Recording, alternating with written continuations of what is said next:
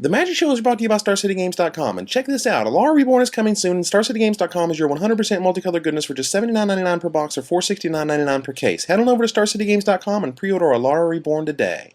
Hey, this is Patrick Chapin, and welcome to the Magic Show.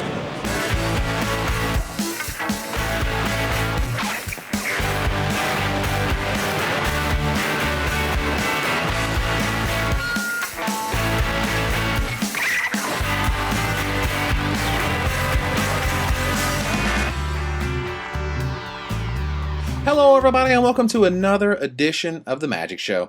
This week we're going headfirst into spoilers for Alara Reborn. Not only do I have an incredible spoiler all to myself, how about the fact that Meddling Mage is returning to Standard?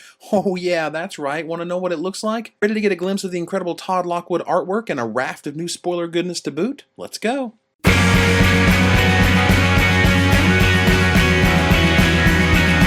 So for Alara Reborn, I am graced by another kick-ass spoiler thanks to our friends at Wizards of the Coast.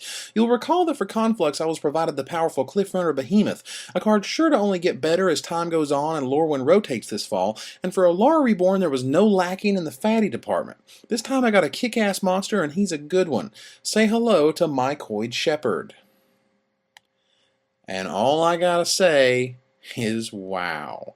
This guy has far more potential than Cliffrunner Behemoth ever had. This guy basically puts the hurting on those new spiffy Lightning decks, such as the one that just took the top spot in the SCG 1K last weekend. This dude virtually guarantees you the ability to gain 5 life off itself at the least, while also having a 5/4 attached to that ability, while also being just 4 mana. And have you looked at Noble Hierarch lately? That guy is such a beating these days, and he continues to get better. Noble Hierarch provides you the acceleration to get this guy out on turn 3, and the exalted ability to allow your creatures to reach that magical 5 power in order to give you a whopping 5 life when they die.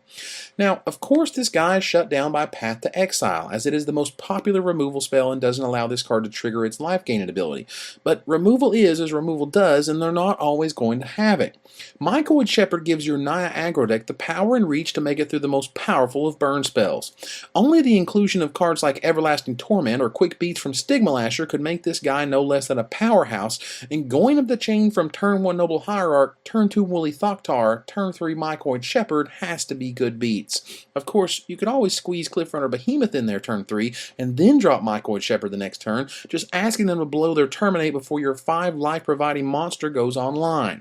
Oh hell, if we're dreaming, let's just go ahead and throw in some Wiltleaf Lieges in there and some Gadok Teague so they don't blow us out with Wrath of God. In terms of constructed playable 5+ power creatures to use with him, look at how perfectly Cloud Thresher works with this guy. I'll evoke, wreck your board of Spectral Procession and Bitter Blossom tokens, and then we'll take 2 and I'll gain 5? Just nasty. Creature pumps like Exalted in the Bant deck, the aforementioned Wiltleaf Liege, and cards like Might of Alara allow Mycoid Shepherd to fire off when your block Wild Nacatls die to removal or blockers. Evoke creatures like Cloud Thresher are certainly tasty, and at the kitchen table I would just kill to evoke a Walker of the Grove with Mycoid Shepherd out, gain 5 and get a 4/4? Sick.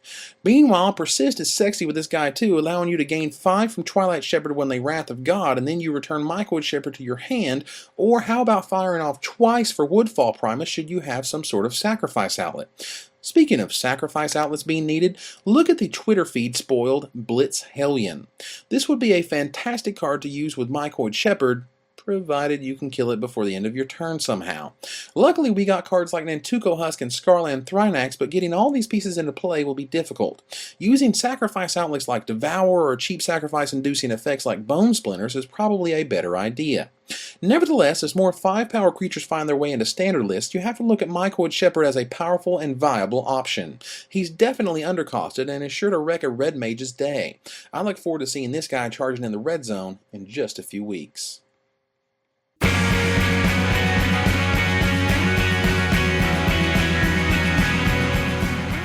Alright everybody, it's time to dive headfirst into some serious spoiler goodness. And first up is the debut of Meddling Mage and its awesome new image. That's right, not only is it coming back to standard, we have some kick-ass new artwork to go along with it. You won't find this anywhere else but the Magic Show, folks, and I certainly appreciate Wizards of the Coast giving me the pleasure of confirming its existence as well as spoiling its new artwork for you. Now, I know this version doesn't feature Chris Pakula, the Invitational winner who designed this card and whose face resides on the Planeshift version, but wow, did Todd Lockwood really knock it out of the park on this one. An incredible piece for an incredible card. This is sure to be a chase rare from the get-go, as it has implications in virtually every format. Meddling Mage does a very unique job in Magic, and to have that uniqueness in Standard will certainly make games a lot more interesting.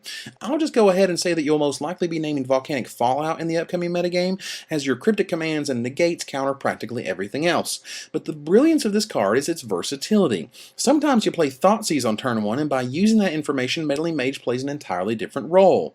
All I know is this card is incredible, the artwork is fantastic, and the possibilities are endless. I never got a chance to play with Meddling Mage when it was in Standard last go around, but you best believe I've purchased my playset and am ready to rock out with Pakula at the top tables. Up next is the aggro player's best friend, Jund Hackblade, who I am so tempted to call Crunch Crunch, as he is the perfect follow-up to a turn 1 Tattermunge Maniac, aka Nom Nom. So Nom Nom, Crunch Crunch, bash for 5 on turn 2? So sick! That is the goodness of playing with red and green mana, or, thanks to the multicolor hybrid goodness, playing with red and black mana as well. This guy is probably the most powerful turn 2 play in Standard in terms of raw power to toughness ratio, its ability to get in there immediately with haste, and its ability to not die to a token chump blocking it.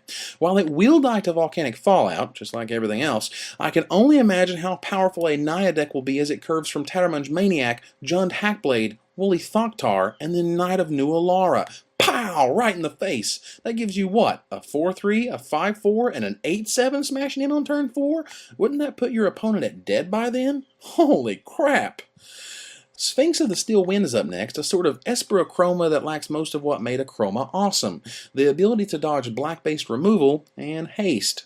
But before we go on bashing, let's appreciate this monster for what it is, a legitimate bomb in Limited and potentially insane in Standard with Master Transmuter and Sharoom the Hegemon. The best part about the Sphinx is that almost all artifact hate is either red or green, and that gives the Sphinx a huge advantage against the usual artifact removal played in Standard.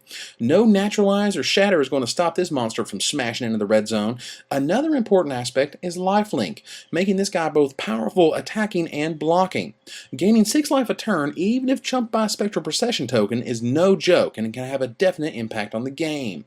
Did I mention it's not legendary? Can you imagine 2 of this guy out? Oh, wow.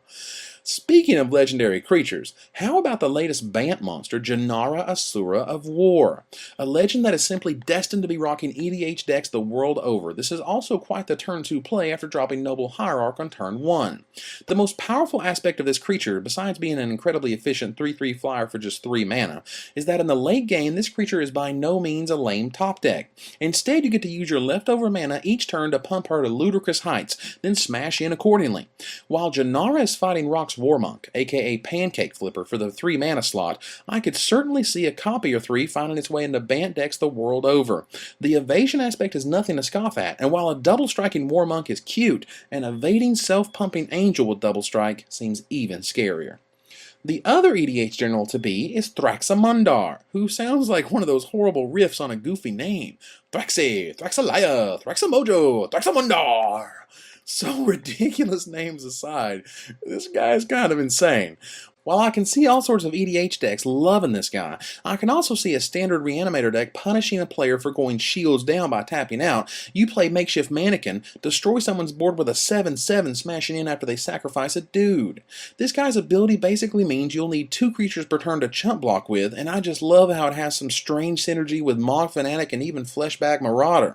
Sack some dudes, get some counters, beat your face? I love this guy for nothing but his raw timminess. Lavalanche is next, and I can't help but laugh at yet another funky name. Lavalanche? Really? How about Junquake? Perhaps goodness gracious great balls of Junfire. This spell is immediately outclassed by a few cards, namely Banefire, which is about 100 times more efficient, and Volcanic Fallout, which does much the same thing for 2 less mana intensive cost, at instant speed, is uncounterable, and wrecks a few of the most popular decks in the format. This leaves Lavalanche to being absolutely crushing in Limited, and very narrow everywhere else. If you want to wipe the board, you'll play Volcanic Fallout. If you want to burn them out, you'll play Banefire. Next. The last card I want to talk about this week is Kasali Pride Mage. This is an incredibly powerful and efficient weenie that gives you a sort of Viridian Zealot 2.0 for a much more relaxed casting cost and an extra point of toughness to boot. This guy is perfectly suited for a world full of Bitter Blossoms and Oblivion Rings and can be brought back to life thanks to Revelark for even more destruction. The surefire foil to an Esper deck, Kasali Pride Mage may not look like a powerhouse, but efficient and effective weenies are something to be treasured. I mean, how long did it take something as innocuous as Knight of Meadowgrain to catch on? Now it's a $2 uncommon. I suggest you pick up your playset of these as soon as possible. So that's all for this week, folks. Next weekend we'll finally get our chance to crack some Alara Reborn packs, and I am officially excited. If you haven't heard, I'll be at the Los Angeles pre-release held by Sun Mesa Events. Sun Mesa is run by a good friend of the show, Glenn Goddard, who is not only getting me to California for the weekend, but is the same guy responsible for bringing back States last year. So for those on the West Coast, get yourself to the pre-release and I'll definitely see you there. Until next time, Magic players, this is Evan Irwin, tapping the cards so you don't have to. Hello, Mr. Zebra, can I have your sweater? 'Cause it's cold, cold, cold in my hole. Ratatouille, strychnine, sometimes she's a friend of mine with a gigantic whirlpool that will blow your mind. Hello, Mr. Zebra, right into some confusion with a Mrs. Crocodile, dial. I always like the fatties.